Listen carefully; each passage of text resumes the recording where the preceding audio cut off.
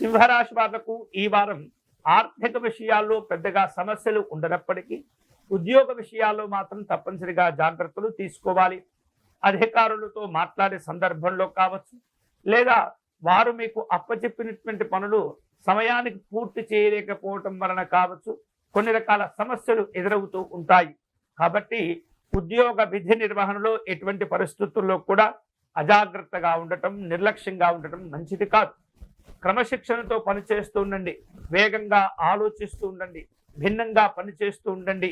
అందరికంటే ముందు మీ యొక్క బాధ్యతలను పూర్తి చేసుకునేటటువంటి ప్రయత్నం చేస్తే కనుక ఉద్యోగస్తులకి ఈ వారం ఎటువంటి సమస్యలు ఉండవు. ఇక వ్యాపార సంబంధమైనటువంటి అంశాల్లో ఈ వారం మంచి పురోగతిని సాధించుకోగలుగుతారు. ఎన్నో రోజులుగా ఎదురు చూస్తూ ఉన్నటువంటి స్వంత ఇంటి నిర్మాణ కళ అనేది ప్రారంభించుకునే అవకాశాలు ఉండబోతున్నాయి. ముఖ్యమైనటువంటి వ్యవహారాలు నిదానంగా పూర్తి అవుతూ ఉంటాయి.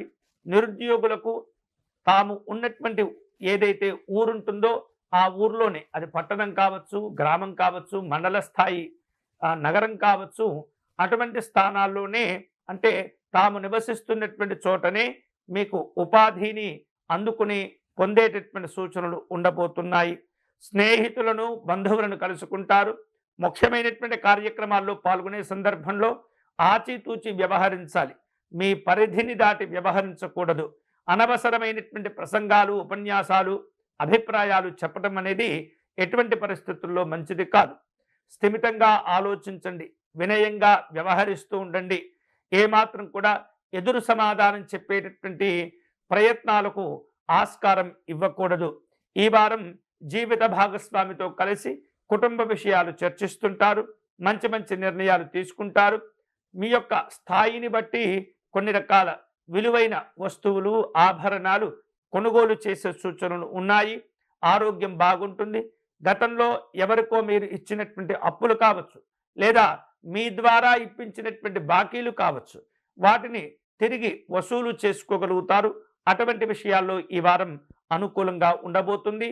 ఈ వారం సింహరాశి వారు విశేషమైనటువంటి శుభ ఫలితాలు పొందేందుకై మహాగణపతిని పూజించటం, ఆరాధించటం మంచిది. గణపతి నామాన్ని నిరంతరం జపం చేసుకుంటూ ఉండాలి. గణపతికి అర్చన నిర్వహిస్తూ ఉండాలి. ఒక చెరుకు ముక్క కానీ, చిన్న బెల్లము ముక్క కానీ స్వామివారికి నివేదించి మీ కార్యక్రమాలు ప్రారంభించుకోండి. గణపతి అష్టకమును పారాయణం చేయండి. విశేషమైనటువంటి శుభాలు పొందవచ్చు.